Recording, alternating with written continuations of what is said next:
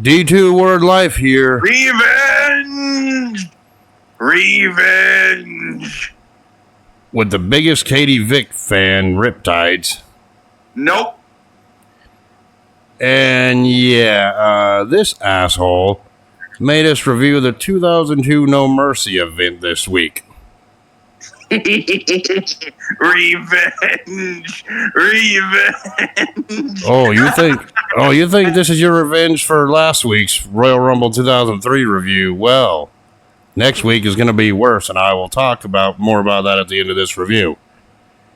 Oh, God, let me keep my insanity. Nah. But anyway, this is No Mercy 2002 we're reviewing. It was held in North Little Rock, Arkansas at the Alltel Arena with an attendance of 10,000. And I'm pretty sure they're scarred. But anyway, before we get started, shout out to the Sunday Night Heat match, which was the Hurricane defeating your boy Steven Richards.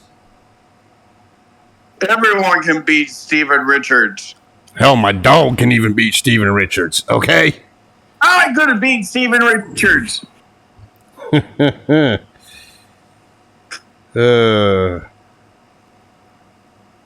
like, seriously, when was the last time we actually talked about a Steven Richards match on this pay-per-view review? It's been a while. The right to censor. Yeah, it was the last time he was actually relevant. Anyway. Yes.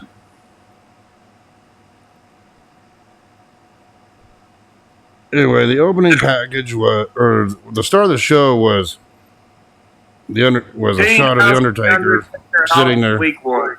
Yeah, the Undertaker was sitting in the locker room. Kane came up, looked at him and goes, "So, how was your week?" Knowing that both of them were in terrible storylines at this point with their opponents here. And of course, the opening package was hyping up both the World Title / Intercontinental Championship unification match between Triple H and Kane and the Hell in a Cell main event between Taker and Lesnar. Yep. Which I thought was pretty good, well produced and well done. You know, for the opening video package of this show. The package was more entertaining than the first main event. And of course, the ring announcers or the commentators for this event was Jim Ross and Jerry the King Lawler from Raw and Michael Cole and Taz from SmackDown. Your boy Michael Cole. No, Michael Cole is your boy. You're the one who wanted to review that match with Jerry Lawler so bad.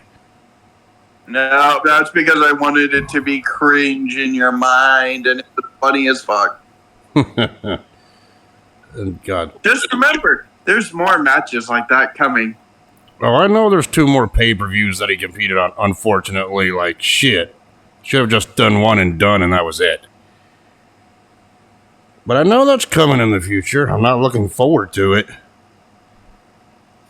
Oh, remember the one for the Royal Rumble? Oh, yeah.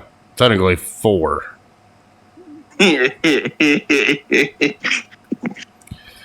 But we're not focusing on those today. Anyway, the opening match for this event was Booker T and Goldust challenging World Tag Team Champions Chris Jericho and Christian for the tag titles. Goldust challenging the Canadians. Yes. And this rivalry all started between Jericho and Booker T when 2 weeks prior to this, freaking Jericho attacked Booker T and smashed his head against the steel cage on Raw. And then the Monday Night Raw prior to this, Booker T came out during Jericho's entrance and attacked him back. Yep. And of course, Jericho and Christian won the World Tag Team titles on the Raw 6 days beforehand anyway, thus setting up this tag title match at No Mercy. Yep. Right? Yep. And so the match started off with Christian and Booker T in the ring. Booker got the advantage over Christian by blocking an attempted hip toss from Christian and Booker hit him with a clothesline instead. And I like the storytelling because during the opening part of this match, all Booker T wanted to do was just go after Jericho. He didn't care if Jericho was a legal man or not. Yeah. Yeah, and there was a little bit of back and forth between two teams. Eventually, Jericho and Christian got the advantage over Goldust, double teaming him. Well, it was also funny that Jerry the King Lawler's like, oh, Chris is getting revenge for Booker T calling him a sucker every week. Nobody wants to be called a sucker. I know you're a sucker. Yeah, and at one point, Booker T got the hot tag. He was a House of Fire going after both Jericho and Christian.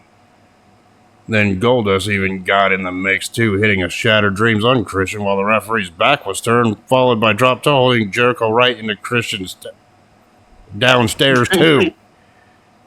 Immediately after that. Dick. So yeah, technically both Goldust. Say the words into his Richard Rider. Yes. So technically in this match, both Goldust and Jericho were dicks to Christian's Captain Charismas. If you know what I mean. Right. Well, that was probably the first time Jericho had facial. Yeah, Jericho had to face the facts all right, more than that. As Jim Ross said during this show. Right? Yep. And of course, at some point near the end of the match, Christian was on the outside with one of the tag title belts. He tried to go in the ring, nailed Goldust with it, which that backfired.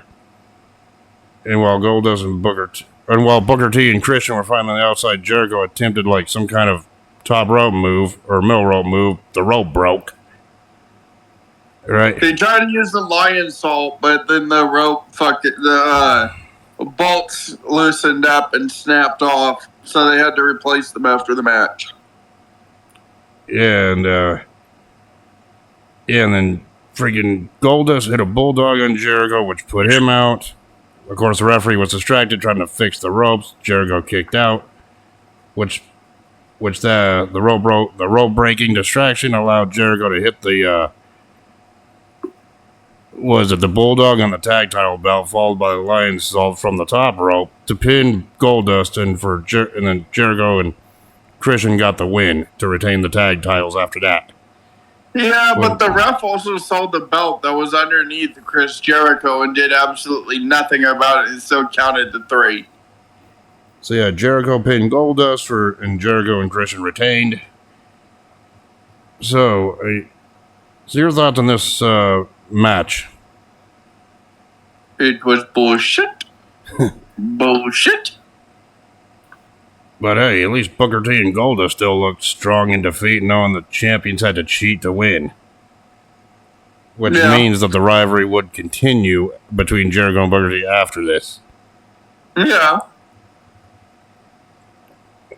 Even Jericho was like, I believe these two are in for a long title reign. Spoilers, the reign only lasted 2 months. Yep. So yeah, I thought this was kind of an okay win. Didn't really agree with the finish, but then again, I could say that for all these matches, or most of them at least, right? Yeah. Yeah, and of course, after that match, we went backstage to your boy Funaki.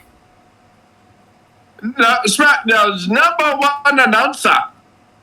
And in this one, he was interviewing Al Wilson. Remember him from the last week's review?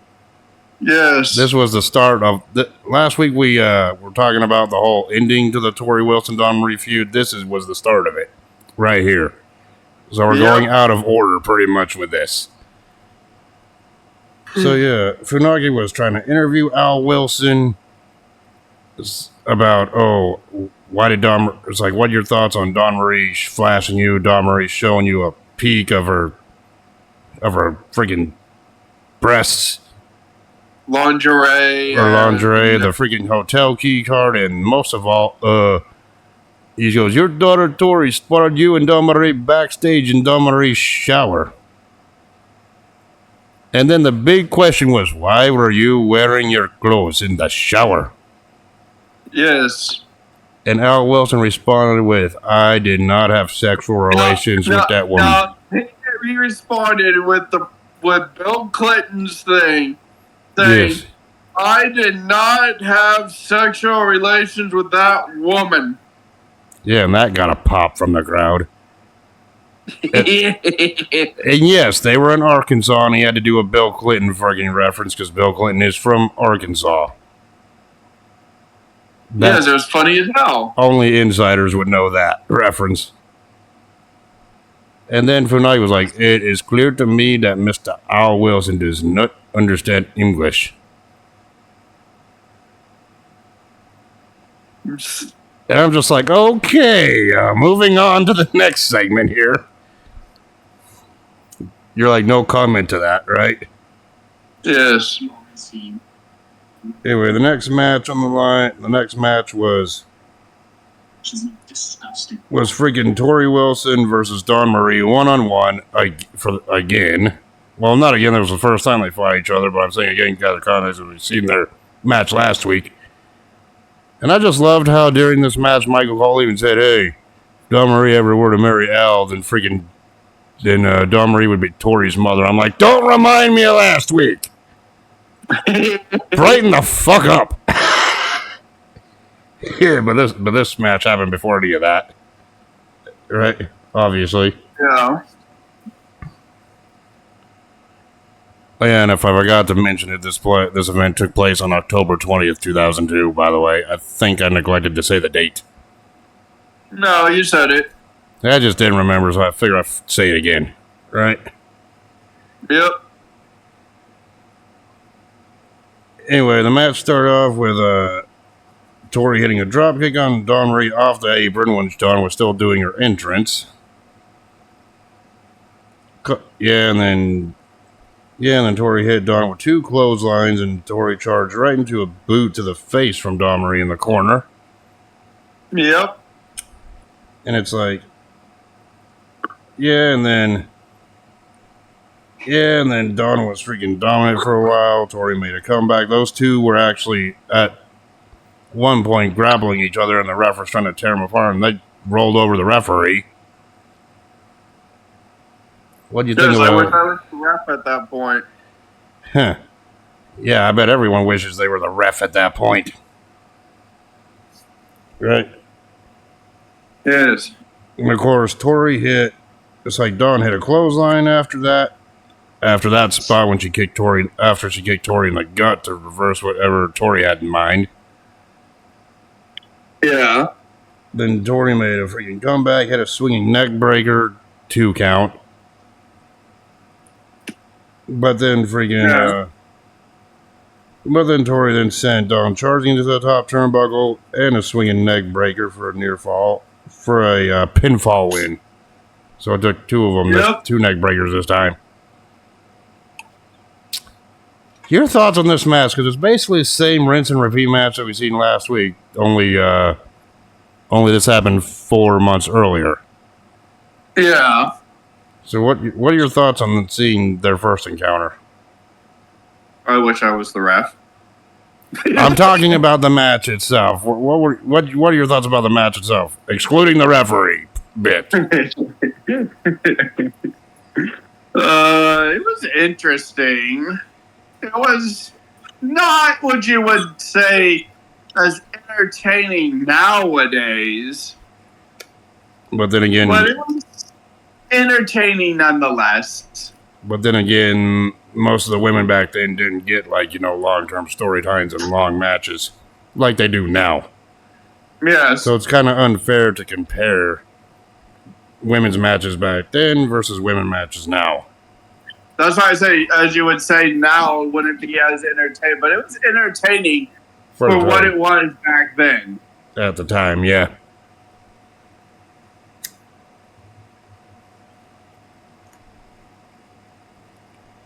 So, yeah. Anyway.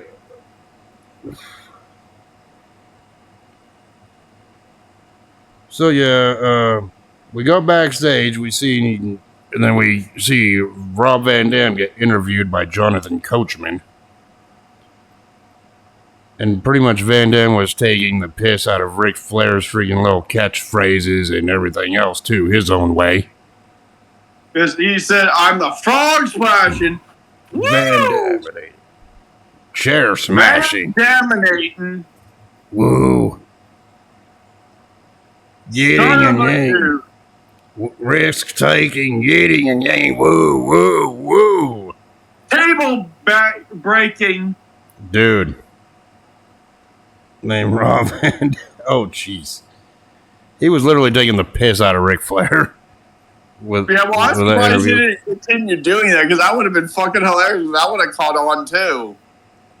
You probably would have looked at it and be like, best backstage interview segment ever. It was one of them. But I still like Funaki's. Every time he was backstage, he'd fucking say, "This is Funaki, SmackDown's #1 announcer." And then after freaking Van Dam left, Jonathan Coachman actually snuck up and actually rushed up to Paul Heyman and Brock, along with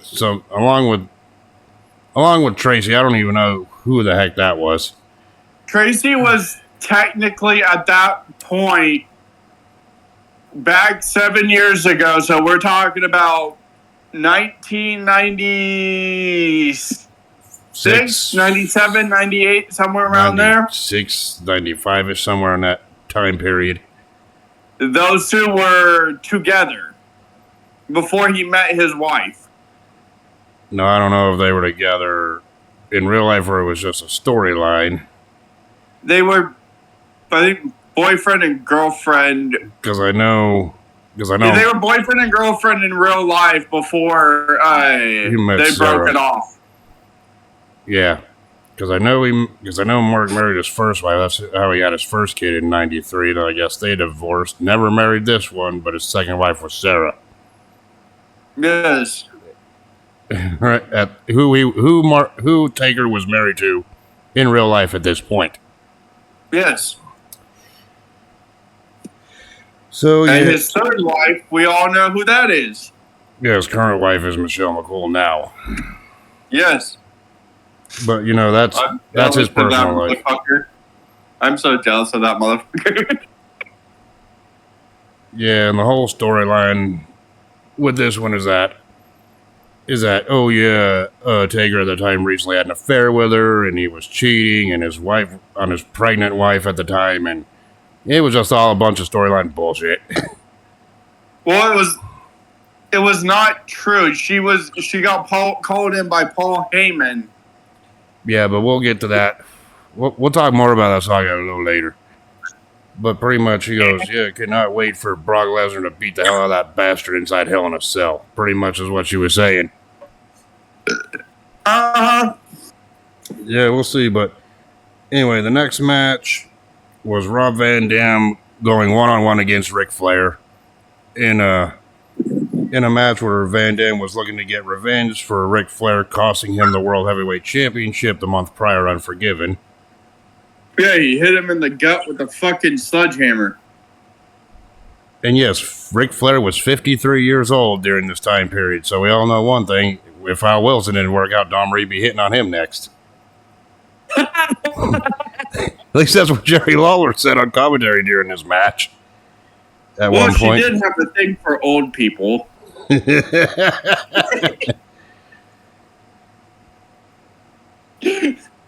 But anyway, as the match started, Ric Flair bolted. Yes, I was taking the piss out of it. Yes. And of course, this match started with Flair bailed. It's like Flair bailed out to the floor quickly, and then Van Dam followed him with punches and sent Flair into the ring post to start off this fight match. And then and then RVD with a kick sent Flair back into the crowd, and then Van Dam hit his spin kick off the apron onto Flair under the barricade. So this was rough. This was chaotic already. Yep. Yeah, and then those two eventually went back to the ring. Van Dam and the match officially started with Van Dam hitting a jumping kick off the top rope for a 2 count on Flair. Right? Yeah. Yeah, and then Van Dam went Flair into the corner, and Flair botched and failed to do his corner bump on the apron. It looked like, what he's famous for. Yeah. But then Van Dam kind of made up for that botch by just punching Ric Flair in the corner some more. Then Flair went on offense later on, started working on Van Dam's leg. Van Dam's left knee specifically, softening it up for the figure 4 leg lock. Right? Yep. And then Flair eventually hit some punches and chops, which, who do you think has the more devastating chops? Ric Flair back in the day or Gunther now? Flair. Yeah, but that begs the question: if Ric Flair were to chop a tree in the middle of the woods and no one was around to see it, does he still say woo? Yes, but also Flair would just use explosive and just go boom. Yeah, and then eventually Flair was able to get the figure 4 locked onto Van Dam, which Van Dam reversed. Which Van Dam then reversed it into a reverse Indian deathlock. Which then Flair reversed that into the ropes, thus causing the hold to be broken.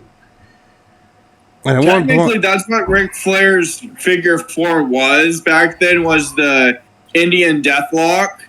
Yeah. The way to reverse that move was to go on. They called it something different, so it wouldn't get people fucking heated.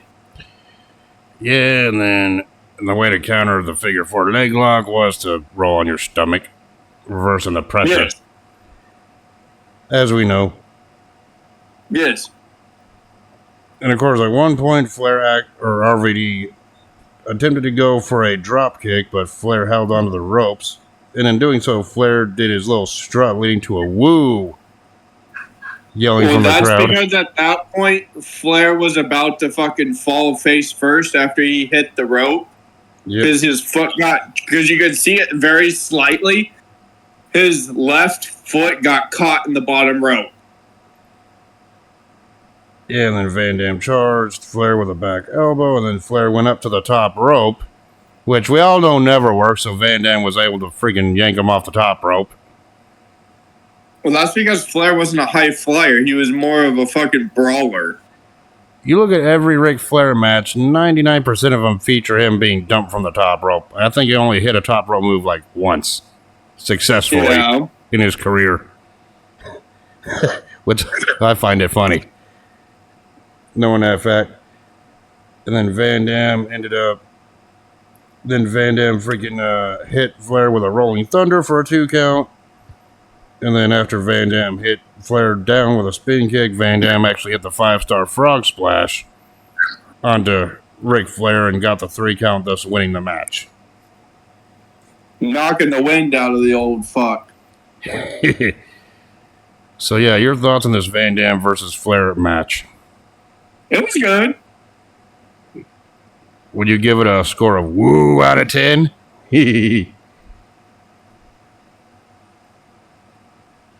And yes, I'm just taking the piss out of that interview still that we heard. I would give it a froggy out of 10. I crack myself up sometimes talking about these events. And then afterwards we go backstage again. This time with Big Show talking to Stephanie McMahon, and you gotta remember, Big Show was actually a Raw superstar at this point, about to make the transition to SmackDown, pretty much, right? Yeah. And of course, Eric Bischoff, the general manager of Raw, came up, and Stephanie McMahon was general manager of SmackDown at this point.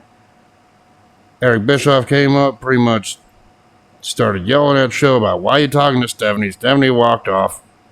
And it ended with Eric Bischoff yelling at Big Show, asking Big Show, who the hell do you think you are? Right? Well, that's what Stephanie was also telling him because, well, he was in the process of talking to Stephanie to get traded over anyways. To SmackDown from Raw. Right. He was telling her that how he wasn't involved in a pay-per-view since July of that year. She even said, I'm not the one to talk to. You know who you have to talk to. Yeah, and then Eric Bischoff got involved, and Big Show was all... And Big Show all told was like, well, I'm a former WWE champion and a former WCW champion. A company that Eric Bischoff once owned. And he goes, what am I doing? I'm sitting here with my thumb on my ass, not doing shit. And that's when Bischoff was like, well, who the hell do you think you are? You don't talk to Sammy Man, period. Which prompted Big Show to freaking grab Eric Bischoff by his freaking shirt, or his little freaking leather jacket, right? And pretty much yelled at freaking Eric Bischoff saying, I'm a very angry giant. I demand to be put in the main event. You put me in there soon. Otherwise, the next time I have my hand around your neck, I'm going to snap it like a twig. Yeah, I think Eric shit himself. He probably did. Because he had that look on his face like, oh shit. Fuck, I just shit myself. Clean drawers on aisle 1. Right. So yeah, and it pretty much... You could tell on his face that he was scared of the big... Well, that also is that when he lost Big Show on Raw, I think a couple weeks after? No, if I remember correctly, it was the next night on Raw that Big Show won a handicap match against 3 Minute Warning, and then immediately afterwards, Eric Bischoff fired him from Raw, and then he debuted on SmackDown later that week after this event. Yeah, that's why I said I think it was like 2 weeks ago or something like that. Yeah, so... But because he literally put his hands on him again on that Monday. He's literally saying, are you going to put me in a main event? And he's like, oh, I'm going to put you in a main event, but I'm going to put you against 3 Minute Warning. He's like, fuck this. Yep.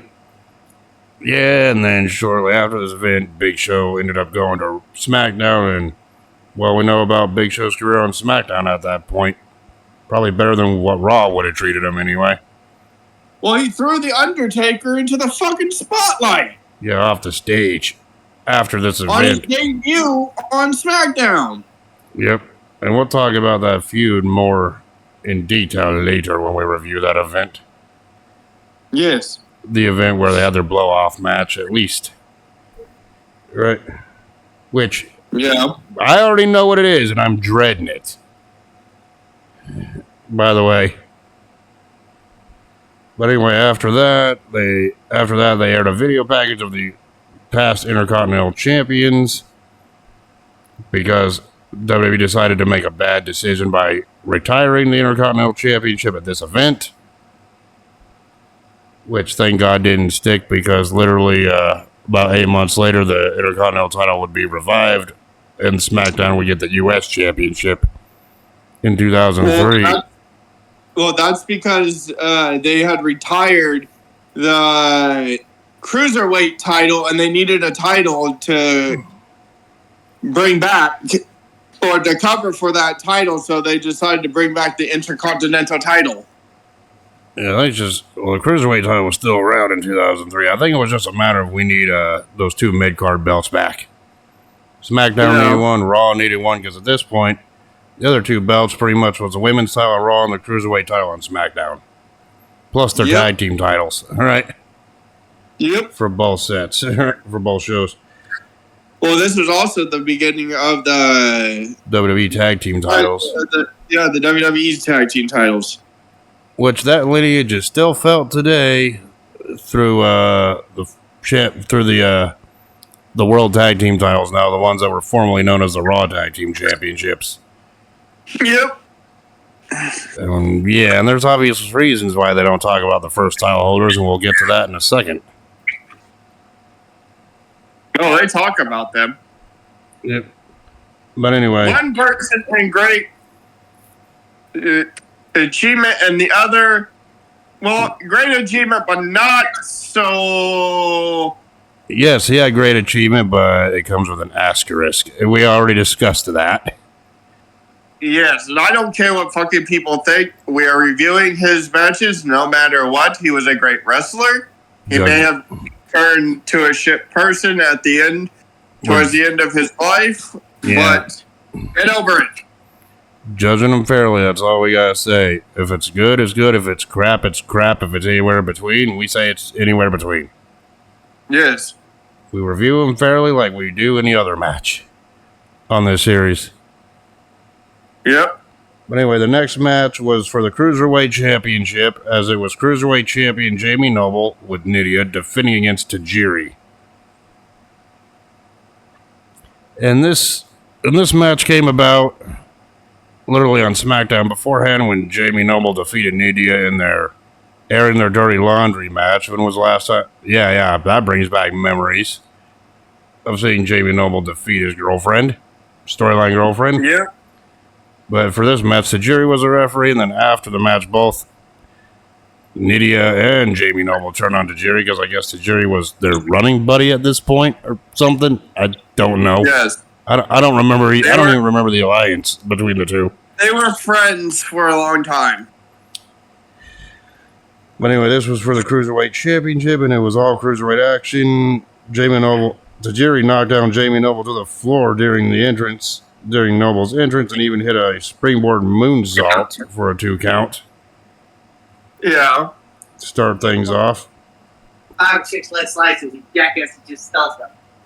Congratulations. And then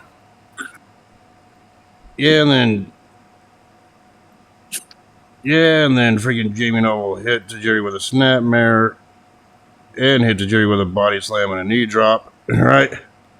Yep. And then at some point Noble hit a spinning backbreaker on Tajiri for a 2 count. Right? Yeah. Yeah, and then after a couple near falls, Noble hit Tajiri with a clothesline for another 2 count. It was just all fast paced. I really can't keep up with these cruiserweight matches. Right? Yeah. And at one point, Noble actually hit Tajiri with an incredible tornado DDT which we thought was a 3 count, but no, that wasn't it either. Yep. And of course, at one point, Tajiri had the match won, but Noble kicked out of that too, of that pin at him too.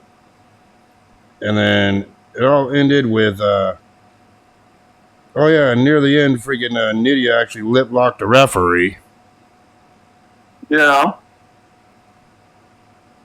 And then Noble freaking pinned Tajiri with a leverage pin after freaking Nydia held Tajiri's feet in place, thus blocking him from hitting the move.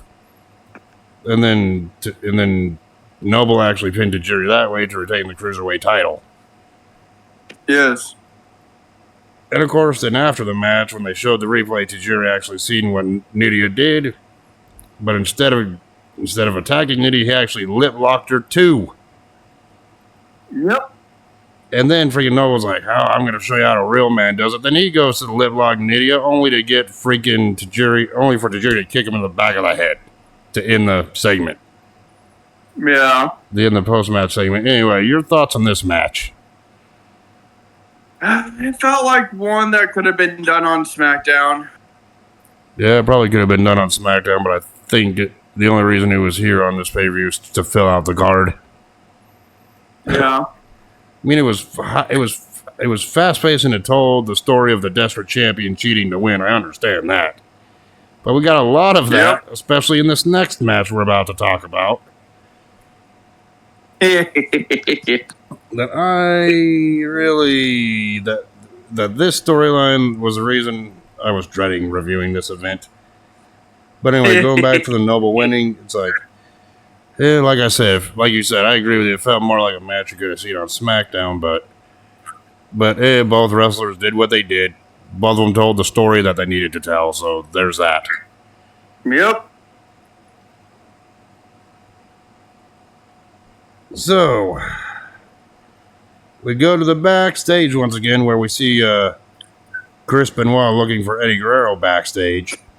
And Benoit actually found Guerrero and pretty much told Eddie, and Benoit told Eddie that Chavo Guerrero was getting his ass kicked by Angle in a locker room. Right? Yeah. Which played onto the storyline that happened about a week or two prior to this, right? Yes. And then Eddie looked like he was about to freaking go into the locker room to save Chavo, only be like, no, I ain't doing that. You ain't gonna be pulling the same trick on me like we did to you. Right? Yep. So yeah, that's not and Eddie was like, that's not Chavo's voice. That's a little girl's voice, only for Chavo Guerrero to be thrown out of the locker room, beaten up, and destroyed by Angle. Yep. Playing some mind games with the Guerreros here. Yep. And after that reveal, Eddie looked like he was going to attack Angle, but security held him back. Ending that backstage segment. Right? Yep. Yeah, and then we go to considerably the worst storyline of this event. As the next match on the card was the Intercontinental Championship and the World Heavyweight Championship unification match. The Intercontinental title was going to be, quote, retired at this point. Yep. But instead of doing this whole feud, saying with the importance of the Intercontinental Championship and how Kane could beat Triple H for the World Heavyweight title, like, that story writes itself, right? It's logical, right? That this match would just focus on the unification. They didn't do that. You know what they did? They brought up the freaking Katie Vick angle instead. Yep. Pretty much insinuating that Kane freaking killed Katie Vick on a 10 years prior to this on a freaking on a ride from a party, drunk. And then Triple H insinuated that Kane had sex with a dead body. Yeah. I hated it when I was a kid, and I hated it now. And that's not even worse of it. The worst of it happened literally the day after this pay-per-view, which we'll get to after we talk about this match. Yep. So Kane came in as the Intercontinental Champion. Triple H obviously came out as World Heavyweight Champion. Triple H was escorted to the ring by Ric Flair, who we talked about earlier in the show. And then the match started off with Kane decking Triple H with a punch while Lawler was pushing the story about how Kane was a dangerous murderer. Yeah. God, I hated this fucking angle so goddamn much. Right? Yeah. And at one point, Kane even got freaking Triple H in the corner, even yelling at Triple H, what's wrong with you? What's wrong with you? Huh? Right? And I'm just thinking to myself, that's what I'm thinking right now. What's wrong with this storyline? It sucked. Right? Yep. Yeah, and then in storyline, Kane was like, oh yeah, the reason the car crashed because an animal jumped out in front of him. Jerry Lawler was like, then Jerry Lawler in commentary said the animal was driving the car. Right? Yep. Yeah, and then later on, the commentators were talking about, Lawler and Ross were talking about, mostly Lawler was talking about, well, they did find freaking the semen in Katie Vick during the autopsy. Yeah. And that's when I'm like, this is cringe as fuck. Yes. How did this storyline get approved? I have no idea, and it just got worse. But we'll get to that after this matchup. But anyway, Kane was dominating for the most part. Then Triple H got some offense in. Of course, at one point, Kane did send Hunter into the turnbuckle. Yeah. And then Kane hit Triple H with a corner clothesline. Yep. Yeah, and then Kane charged at Hunter again, and then Triple H avoided it, and then Kane hit the top turnbuckle. And then Triple H tried to charge at Kane, but Kane was ready Kane countered it with a power slam for a 2 count. Yep. The Triple H then got the advantage back with hitting Kane with a clothesline over the top rope to the floor. Yeah, and then at one point, freaking Flair came out, or Flair tried to interfere in this matchup. Hurricane came out, took out Flair temporarily, right? Yep. And then Triple H, which prompted Triple H to go outside the ring, hit a pedigree on Hurricane, who was Kane's tag partner at this point, which that put Hurricane out for the rest of the match.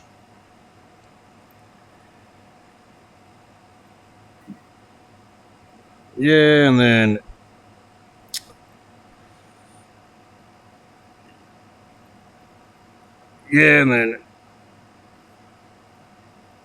at one point Triple H got the advantage later on in the matchup, tried to do a top rope move onto Kane, and then Kane reversed it with booting Triple H in the face. Yep. I think that was creative funny, right? Well, technically he was supposed to clothesline him, but because Triple H was coming in at a weird angle. Yep. So he decided to boot him. Of course, after Kane reversing Triple H's top rope shit with a boot to the face, that's when the interference in the spot with Hurricane happened, if I remember correctly. Yep. Just to clarify that, then later on, Kane attempted a big boot onto Triple H, which Triple H moved out of the way, and Kane accidentally hit referee Earl Hebner. Yeah. Earl Hebner, why does that name sound so familiar recently in these reviews? Okay. He's been in multiple. Yes, and moving on here. With the referee down, Flair went in, got it, and then Flair freaking got the sledgehammer at one point near the end. Then Kane actually freaking chokeslammed Flair through the Spanish announce table. Yep. Regardless, Triple H then freaking took the hammer. Kane looked like, near the end, he was about to tombstone Triple H, only for Triple H to hit Kane in the stomach with a sledgehammer. Which Kane saw like his ribs were hurt, even though his stomach got hit instead. Well, he got hit in the solar plexus, so his chest was hurting. Of course, Kane didn't manage to come back after that, hitting a chokeslam onto Triple H. Got a visual pinfall on Triple H, but the referee was down, so there was no one to count. Yeah, until another referee came down to ringside. Referee went 1, 2, Flair pulled him out. Right in the face by Ric Flair. Yeah, and then Flair pulled the second referee out. And Flair ducked the referee on the outside of the ring. Then Flair tried to interfere once again, got nailed with it, and then only to get nailed with a chokeslam, one final chokeslam from Kane, sending Flair out for good, only for Triple H to come back, nail Kane in the stomach, ramming Kane in the stomach, in the turnbuckles, and Triple H hit a pedigree, and that's when the referee came to and counted a 3 for Triple H to retain the World Heavyweight Championship and retire the Intercontinental Championship. Yep. Your thoughts on this one? It was a good match. They should have just got rid of the fucking Katie Vick angle, which was fucking retarded as fuck. Yep. A lot of wrestling fans, including myself, would view Katie Vick as one of the worst storylines WWE's ever gotten. Well, that also got the WWE booed all the way down to low rankings. Yeah. No wonder SmackDown was the better viewed show at this time period. Why? Because they didn't have bullshit like Katie Vick on SmackDown. That's why. Yes. They had other bullshit. Yeah, and then going back, it got worse, man. It got worse because the next night on Raw is when they showed that footage of Triple H dressed like Kane,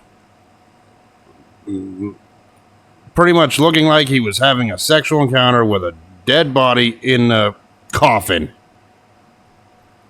Yes, I know. I don't need you to do that. Everyone can visualize what the fuck was going on. And you know how that whole stupid segment ended? It ended with Triple H going, I did it. I fucked your brains out. Yes, while he was pulling out fucking a fake mannequin. brains. Yes, he was fucking a mannequin in a real, actual funeral home. Yes, which was fucking cringy and dark as fucking hell. And sorry for making you relive that. I scarred myself. Thank you. Because every time I think of Katie Vick, I think of that stupid fucking goddamn fucking video. Yeah, let that replay in your brain. That's why I hated doing this fucking event from the start. That's why I kept putting it off until you made me watch it last week with your pick. For this week. I'm like, son of a bitch. All right? Yep. But it'll get worse. Trust me. Oh, fuck yourself. So yeah, the match was good. It was a decent Triple H Reign of Terror match. I mean, what else? What else can you say? And we thought Roman Reigns cheating was bad. We thought Triple H bad. We didn't know at the time about Roman Reigns' long title run, with that being a constant back then. Yeah. And of course, we go after the match. We go backstage again to Stephanie McMahon's office. It's like pretty much, yeah. And then Tracy walked in there, and Tracy admitted he didn't love Undertaker at all, and that Paul Heyman set it up. She invited Tracy to the back. Yeah, it was fake apologizing, saying, "Oh, I'm sorry that I had to kick you out of the arena last week."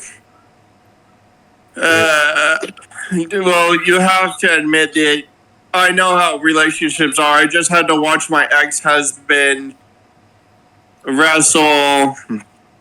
That brought up feelings, and you'd have to really have feelings for the person to say all these things. And then she's like, "Oh, I never had feelings for him. I don't love him. I spit on the ground that he walks upon." Yeah. And then she's like, "Well, you really have to have very bad, really powerful feelings for and passion for this person to say all these things." And then she's like, "Yeah, well, I wanted him back. I don't care if Sarah's pregnant or not. Oh, I'm gonna get him back." And then Undertaker had walked in, went right off screen, kind of saying, "You're lying, bitch." Right. And then, right when they hear the door shut, they turn. Well, Stephanie knew he was there, but right when Tracy heard the door shut, she turns around and it pans to the Undertaker there, and he's like, says, "Oh, you lying bitch," because Stephanie's like, "Oh, did Paul Heyman say?" Yeah, and she's like, "Yes. Yeah, Paul Heyman called me up out of nowhere. I was intending for this to be in the past." Yeah, but then blah blah and all that. Then after Taker left, Stephanie was like, "You know what? I agree with the Undertaker. Get the hell out." Now. Yep. And we never seen that character on WWE TV ever again. Nope. After that. Yep. Yeah, and then a video package aired about the tournament to crown SmackDown's first ever WWE Tag Team Champions, which that match was next. Right. She tagged together mortal enemies at the time, Chris Benoit and Angle. Yeah, and there was a story was mostly about can those two work out together, and if they assaulted each other or went physical with each other, both would be suspended for a year without pay. Yep. Storyline, right? Yep. And then it also showed the Guerreros attacking Benoit in the back, which is why we seen that segment earlier in the show. But all in all, the finals were the tournament brackets were Eddie and Chavo Guerrero defeating Rikishi and Mark Henry to advance to the semifinals. Angle and Benoit defeated a young John Cena and Billy Kidman to advance. It's like Devon and Ron Simmons, if you remember that tag team, defeating Billy and Chuck, and Edge and Mysterio defeating Tajiri and Brock Lesnar in the first round. That was a weird tag team. I'm surprised with Brock's storyline with Taker. I'm surprised he was even involved with that, right? Yep. And then in the semifinals, Edge and Mysterio defeated Devon and Simmons to advance to the finals, and Angle and Benoit defeated the Guerreros. Yep. So therefore, the match we're going to talk about is the tag tournament finals between Kurt Angle and Chris Benoit against Edge and Rey Mysterio, with the winners of this tag match becoming the first ever WWE Tag Team Champions. Yep. Yeah, and which also launched SmackDown into the atmosphere. Yeah, because the famed SmackDown 6, we had 4 of the SmackDown 6 here. The other 2 members being the Guerreros. Yep. And interesting enough, in this match, all 3 of the 4 participants in this tag team match were faces, while only 1 was a heel, and that was Angle. Yeah. Right. Yeah, and this match started off with Angle and Rey Mysterio as the 2 legal men. Yeah. Well, it was also because Benoit was starting to turn heel at this point. Yeah, a slow heel turn, which didn't really work. He went back to a face shortly afterwards because of his feud with Angle here. Yeah. Which led to that fantastic Rumble match that we reviewed last week. But anyway, the match started with Angle taking down Rey Mysterio with a wristlock takedown, followed by Angle slapping the back of Mysterio's head. Yep. Because we all know Kurt Angle likes to play with little boys. Wait, what? No, he likes to play with little men. Wait, what? That sounded even more weird. At one point, freaking Angle wanted Rey to tag out, and Rey was like, nope. He brought the fight to Angle, and he got Angle down with a drop toe hold, and then Rey proceeded to slap the back of Angle's head. Yep. That's revenge. Right? Yep. To humiliate Angle, just like Angle humiliated Rey earlier in the match. Yep. What are some spots you remember from here? Oh, yeah, and then eventually Edge and Angle did get in the ring with each other, and then even Taz referenced that, yeah. Or Michael Cole referenced that, yeah. Angle is bald because of Edge. And knowing those 2 have history in a match that we previously reviewed. Right. Yeah, the famous hair versus hair match. Yep. And of course, these 2 teams would not let up. It was back and forth. It was funny as hell that Rey Mysterio ran towards Edge, and then fucking Edge just lifts his ass up and fucking kicks Angle right in the fucking head. Yes. And at one point, Benoit ran the ropes and hit a running forearm, and Edge hit, and he hit Edge in the knee with his knee to the ribs, right? Yep. And then yep. Then he hit Edge with a backbreaker for a count of 2, and then Edge hit a flapjack into the map for 2. Angle was doing all the cheap shotting too, also when he wasn't the legal man. And at one point, Edge rolled up Benoit, but Benoit kicked out. Right? Yep. I mean, I can't really do this match justice. Both for spots, so I'm just freaking pointing out the highlights here. It was also fucking funny that Benoit did his natural throat cut thing like The Undertaker did. Where he would signify that he was ending the match with his finisher. Yeah, he gets superplexed by Edge. Yep. And at one point, Benoit did whip Edge into the turnbuckle, and Edge did take the famous Bret Hart turnbuckle spot during the match. Yeah. Which I'm like, oh, okay, that's a little inside tribute. The way Bret Hart would take them. Yeah. Yeah, and then later on in the match, at one point, Benoit countered a bulldog by Rey by tossing Rey onto the mat, and then Benoit did apply the crippler crossface onto Rey. Yeah. Later on in the matchup, I mean, I can't really do this justice. You're going to have to watch this match back to see it spots for spot. Edge and Angle were trading ankle locks. Yeah, Edge and Angle were trading ankle locks, but, you know, when Rey Mysterio was in the crossface, Edge broke that up. Yep. And at one point,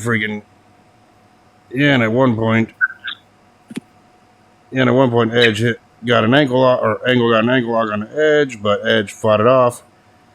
Edge reversed into an inside cradle for a 2 count. And I'm just like, if that was 3, that would have been a flashback to Judgment Day of how that match ended. Yep. Yeah, and and then afterwards was a series of near falls from both competitors. It was pretty good at this point. Pretty much this whole match was none but momentum, finisher, kick out, submission, break up, submission, reversed. I mean, it was back and forth. Tap out. And it was back and forth, right? I mean, I really can't. I mean, hell, at one point the crowd was literally standing and booing at all the near falls. Yeah. Not because they won the match end to end, but because, you know, it was that great. And any team could have won this. Right? Yeah. But near the end of the match, freaking Edge actually flipped Rey Mysterio onto Benoit onto the outside of the ring. Right? Yep. And then Angle went for the angle slam. Edge went for the spear, but Edge countered it into the ankle lock, which then Edge reversed into an ankle lock of his own, right? Yep. And well, you said Edge twice when you meant Angle. Or Edge, Angle put Edge in the ankle lock first, and then freaking Edge reversed into an ankle lock of his own onto Angle. Not once, but twice. Not once, but twice. But then Angle finally reversed that ankle lock attempt into an ankle lock on Edge once again. Yep. And despite fighting and clawing and scratching, Edge had no choice but to tap out. Yeah. Meaning that Benoit and Angle were the first ever WWE Tag Team Champions. Yep. I honestly say this was the match of the night. No wonder this match was voted match of the year for 2002. It was a good match, but the match of the night is the main event.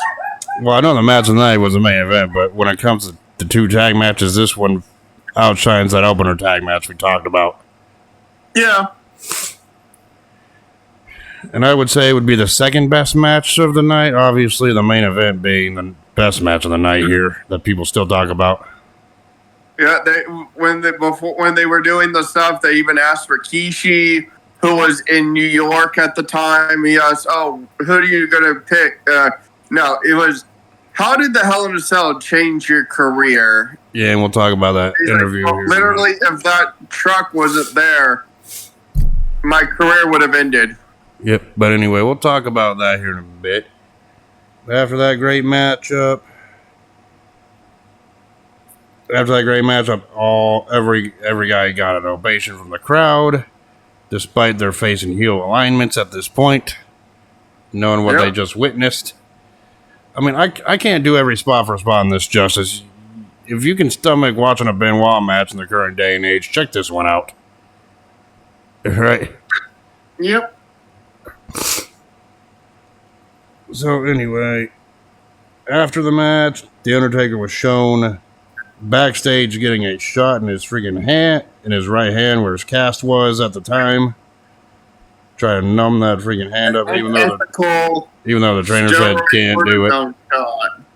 Even though the trainer was like, I cannot give you this, and Taker was like, you don't give me that shot, I ain't gonna survive Hell in a Cell. Give me that shot, or I'm taking that needle and giving it to myself. Yes. And I'm just like, oh, okay, for those of you that don't like needles, that's cringe to see. Right? Yeah. Of course, the next match was for the women's the semi-main was for the women's championship. I think it was just pretty much kind of much a settle-down match between the tag match and the Hell in a Cell match. It was women's champion Trish Stratus defending the title against Victoria in Victoria's first match for the championship, I believe. Yep. And this match started with those two exchanging slaps and slaps, with leading Victoria to get to get a side headlock takeover on Trish. Yeah. Yeah. And then Victoria did a shoulder tackle followed by a kick to Trish's head. And the fans just chanted, "We want puppies." This was the ruthless aggression era. We want puppies. We want puppies. We want puppies. I'll take chance you'll never hear in WWE for 500, Alex. Oh, I hear them all the damn time. Probably in your head. Yeah. But then at one point, Trish did send Victoria into the barricade on the outside, right? After. Yep. And this happened after Victoria sent Trish into the ring post on the outside of the ring. When those two were fighting on the outside. And this happened after Trish got a 2 count on Victoria. Yeah. In ring. And Victoria attempted a monkey flip that did not work out at all. It looked like it was botched. Yeah. And then Victoria did the handspring. Is her handspring like flippy move against the turnbuckle. Got Victoria down with that for a 2 count. And then Victoria applied a backbreaker. Right? Also backbreaker submission hold, which Trish got out of. And then Victoria did a body slam. And then Victoria actually showed off her power by executing a spinning sidewalk slam onto Trish during the match. Near the end of the match, it did not work. Trish actually hit a chick kick. Yeah. For a 2 count. Yep. And then Trish went for the Stratisfaction in the end. Victoria reversed it, but Trish then got a lucky roll up victory where she sat on top of Victoria for the pinfall to retain the championship in this short women's match.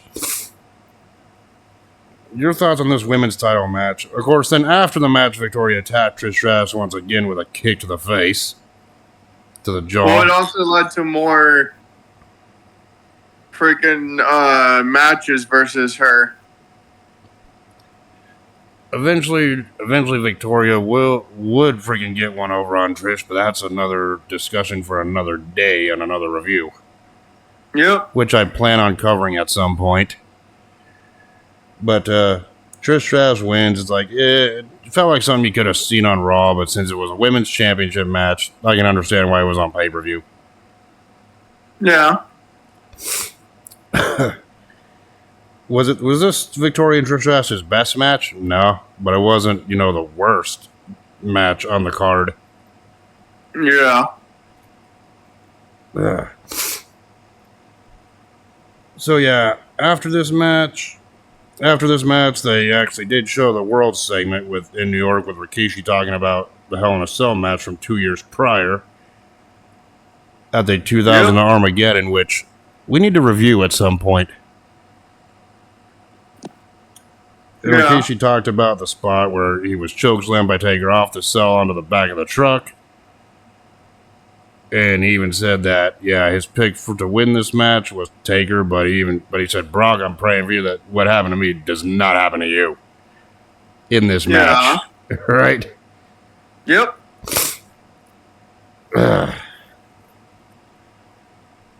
Of course, then they showed the hype video package between Taker and Lesnar, hyping up their Hell in a Cell match, which included freaking Brock Lesnar breaking The Undertaker's hand with a propane tank in storyline. Yeah. Yeah, in reality, Taker was actually getting ready to take some time off to go be with his wife for the birth of his second kid, his first daughter. Yep. Which, at the making of this video, she's like, what, 21, going on 22 now.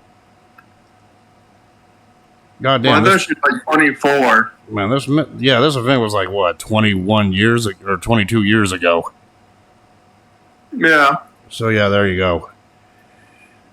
But, it's whatever. That's his personal life. I don't talk about that. Right? Yeah. I'm just stating out facts here because of the time difference. Right? Yep. between this event back then and that time of recording now, 20-something plus years later. Yeah. But anyway, Taker's hand was in a cast. He attacked Brock with it, and then Paul Heyman was screaming at Stephanie McMahon, saying that the Undertaker needs to remove his cast before Hell in a Cell with Lesnar. And Stephanie McMahon was the one who made this match Hell in a Cell match, stemming from a rematch from Unforgiven that ended in a no contest. Right? Yep. And Stephanie McMahon even said, nope, Taker gets to wear his cast inside the Hell in a Cell structure. Yeah, because they had to make sure his hand was actually broken, which it was. Yep. Yeah, and this was Brock Lesnar's first big test in the main event since he won the championship at SummerSlam 2 months prior. Which that was a great event. We need to cover that one too. There's a lot of great events we're talking about that we need to cover. Yeah. Yep. And of course, Brock Lesnar came out to the ring first. Usually the champion enters second, but he elected to. Brock Lesnar came out first, got into the cell structure first. Then Taker made his entrance. This was back when Taker had the "You're Gonna Pay" theme song. Yep, his badass theme song. Yep, this was Biker Taker. You know, the most dangerous one. Yep. And I say that somewhat loosely. You can be a freaking undead freaking mortician, or you can be a freaking biker character. Both you don't want to fuck with. Right? Yep. And of course, the match started with Lesnar trying to do a wristlock takedown, and then Taker came back with elbows, but then Lesnar then hit a power slam for 2. Sorry. Which we know the match wasn't going to end that early, right? Yeah. And near the beginning of the match, Taker whipped Lesnar off the ropes and looked like he was going to hit Lesnar in the head with a cast, only for Lesnar to sidestep and was like, no, screw that, right? Yep. Then Lesnar tried to go for the door, only to realize it was locked.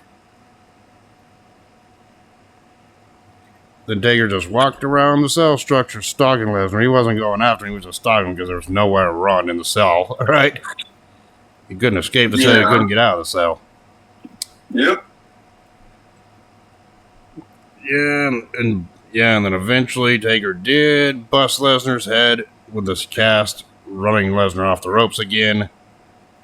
Which then we seen the damage on the outside because Brock was busted open after that. Yep. Bleeding from his forehead badly. But we'll get to the bad gore later in the match. And then Taker went to the outside and proceeded to whoop the hell out of Brock for good 5 minutes straight. Right? Yeah. Including whipping him into the steel steps, the freaking dang cell structure itself, punching Brock while Brock was standing upright on the cell. Right? Yeah. And at one point, even Paul Heyman tried to freaking put his arm through one of the arm holes or leg holes, right? Foot holes, climbing holes, whatever on the side. Trying to get to Brock or trying to get to Taker, only for Taker to turn around and kick Heyman in the face. Yep. Which that busted Paul Heyman open. Yep. And Paul Heyman was busted and bleeding like a sieve. Of course, then it was at this point, and also when Taker beat the hell out of Brock again, Paul Heyman got up and then Taker grabbed freaking Heyman by the necktie and just started yo-yoing Paul Heyman from off the side of the cage, off the side of the cell. Yep. Which I thought was a very funny, creative spot, right? Yep. I bet you were laughing at that. Hell yeah, I was laughing. And of course, at this point, Brock Lesnar went into charge. Taker sidestepped, and Lesnar accidentally freaking hit Heyman. Right? Yep. As well, and then, of course, then after this, Lesnar did get the upper hand by freaking, by powerlifting Taker and slamming him, spine first in the ring post and the corner of the cell.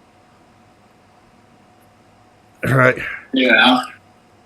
And then, and the sadistic Brock Lesnar got a hold of Paul Heyman's belt and wrapped it around Taker's cast and then held it up through the side of the cell wall with Heyman freaking holding it for support. Yep. And then we get the disturbing image of Brock Lesnar taking a steel chair and whacking The Undertaker's casted hand with it on the side of the cell until the freaking belt broke. And even freaking Michael, and even Taz, who's seen a lot of messed up stuff in ECW, was like, yeah, that's pretty disturbing. Right? Yeah. Your thoughts when you've seen that spot? But you were cringing in pain. Imagine that being your busted or broken body part getting messed up like that. Yeah. Yeah. And that's when Brock Lesnar decided to try to rip the cast off of The Undertaker's hand. Right? Which Taker reversed it and battled back knowing he had to keep that cast on his hand. Right? Yeah. Yeah, but then freaking... Yeah, and those two got back in the ring, and Lesnar still took the advantage by whipping... And at one point, Lesnar had Taker in the corner, and Taker actually Lesnar went up on the top rope and actually used a support thrust on the top of the cell to swing his boots into Taker's face. Yep. Which I thought was a creative spot, not gonna lie. I'm like, oh, the cell's coming into play for a leverage advantage. Right? Yep. And Lesnar at this point was getting all cocky, only for Taker to hit Lesnar with a low blow. Yeah.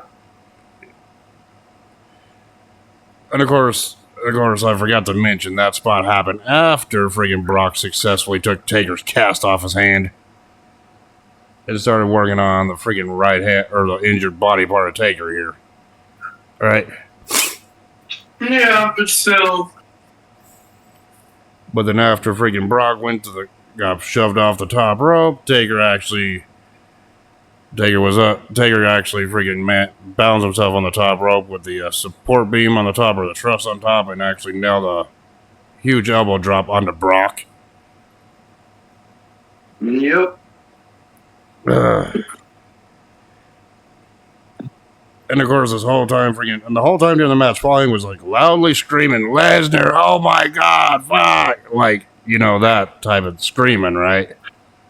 Oh, he's screaming, oh, we're losing, Lesnar, we're losing. Yep. And of course, the fight went back onto the outside, with Taker gaining the advantage over Brock at one point, and then Taker went to go get the steel stairs. You know where I'm going with this one. Yep. It's like Taker went to go pick up the steel stairs, only for the hand to give out. Didn't have the strength to do it. And then Lesnar... The shot wore off. Yeah, but then Lesnar freaking got the advantage. Took advantage of it, knocking Taker down, and then Brock himself decided, I'm going to go grab the steel stairs myself. And then Lesnar proceeded to bash The Undertaker in the freaking head with the steel stairs. Yep. Which, I don't know if Taker bladed or if it was hard way from the steel stairs, but Taker ended up with a freaking hole in his forehead, which he was bleeding profusely out of. Like bad. Not done. Yep. So yeah, The Undertaker at this point was wearing a crimson mask, right? When I say crimson mask, I mean the blood was thick pouring out of his forehead, right? Yeah. Yeah, and then Lesnar bashed The Undertaker in the head once again with the steel stairs before chucking him across the ring on the other side of the cell, with that showing off his freaking strength, right? Yep. Yeah, and then when Brock Lesnar put Taker back in the ring, he Taker got the advantage, or Lesnar still had the advantage, gotten all cocky, knowing that, well, he's weakened, he's battered, he's bloodied. Then at one point, Lesnar decided, I'm going to go for a last ride, which that was a mistake. Yep. Because Taker reversed it. And then Taker with his own move.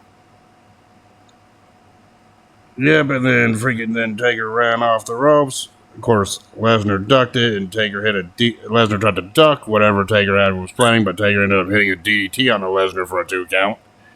Yep. And that's when we got a good view of Taker's bloodied up face, including him spitting on the camera. Right? Yeah. Ugh. It's like that. It's like, god damn, that blood. That looked bad, right? Well, he had lacerations everywhere. And Taker was bleeding out of his forehead. Blood was just pouring like the Niagara Falls, pretty much, right? Yep. All over his face, down his chest, his arms, everywhere, right? Yep. Yep, and then at one point, Taker did manage to hit a last ride powerbomb onto Lesnar for a 2 count. Or no, well, not a 2 count. Lesnar actually got to the rope. And then you could just see Taker's blood pouring onto Brock Lesnar's body and his face and all over the mat too. It was like the mat looked like a murder scene pretty much at this point. Yeah. And then a bloody Taker signaled for the end to be near, went to go do attempted a tombstone on Lesnar, but Lesnar reversed it into a F5, which led Brock getting the 3 count to retain the WWE Championship here in the main event. Yeah. And then he marched outside the ring, went to go get his title, and climbed up the Hell in a Cell structure. It happened when Lesnar was on top of the Hell in a Cell structure. The final image of this pay-per-view ending was Brock Lesnar holding the championship up on top of the cell in celebration. Yep. And honestly, I think, in my opinion, this was honestly one of Brock Lesnar's best matches. And one of Undertaker's best matches, too, by the way. Well, Hell in a Cell is his match. Yes. And honestly, I know we're going to be reviewing Hell in a Cell 2015 at some point with their second Hell in a Cell match against each other, but I still say this one was better. You know what I'm saying? Both. But yeah, so yeah, that's how the pay-per-view ended with Brock Lesnar, still champion, holding the title belt on top of the cell. No, we reviewed it. Now let's get to the fun part here. So let's get to the fun part. Our star rating / grading of this event as a whole. It's like Chris Jericho and Christian defeating Booker T and Goldust to retain the World Tag Team titles. Nice little opener, but it was a nice opener, so I give it about 3.5 out of 5. A 3. So yeah, we're about on the same page there. Right? Torrie Wilson defeating Dawn Marie in that singles match. Felt more like a match you could see on SmackDown, but yeah, I would say 1 out of 5. Right? Yep. Rob Van Dam defeating Ric Flair in that singles match. 4. About 3 3/4. So almost 4. Right? Told the story he needed to tell. I thought it was good. And Van Dam got his revenge for the month prior. No. Jamie Noble defeating Tajiri to retain the Cruiserweight Championship. 2 stars. I give it 2 out of 5. You give it 3 out of 5.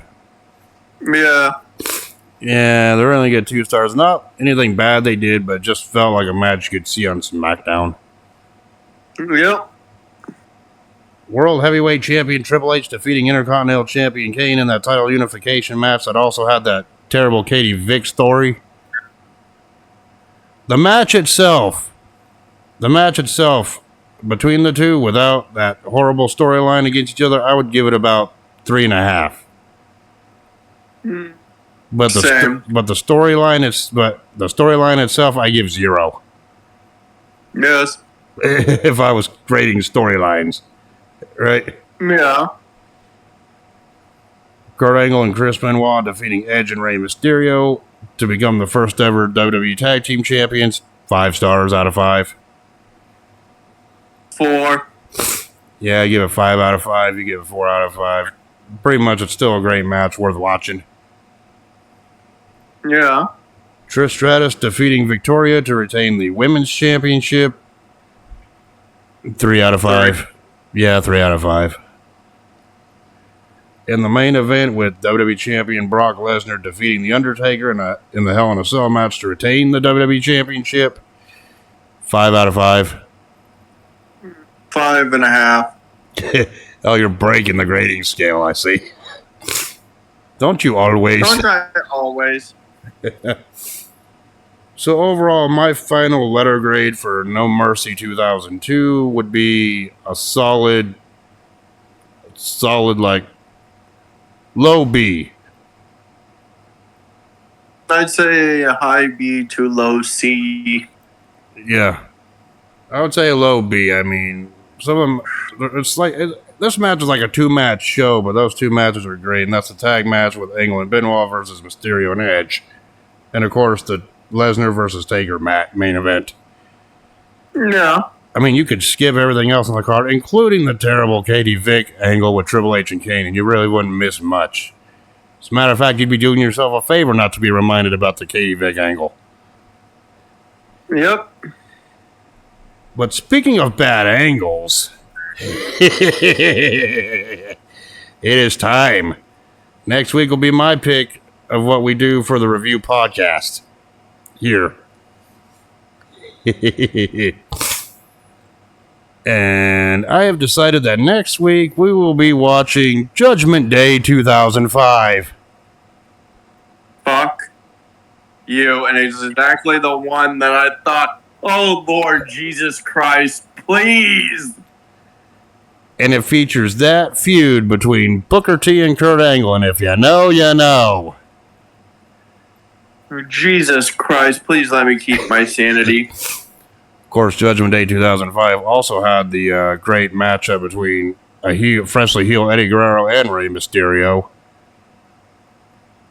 And it had a great hard-hitting main event between JBL and John Cena in an I Quit match for the WWE Championship. Yes, but the whole show was just bad. Just bad. Yeah, but we'll see how bad it is. Besides the two big match, besides the main event I talked about that I just mentioned, but that'll be next week here on the Wrestling Podcast. Until then, I will talk to y'all later. Peace. Fuck you. Hehe.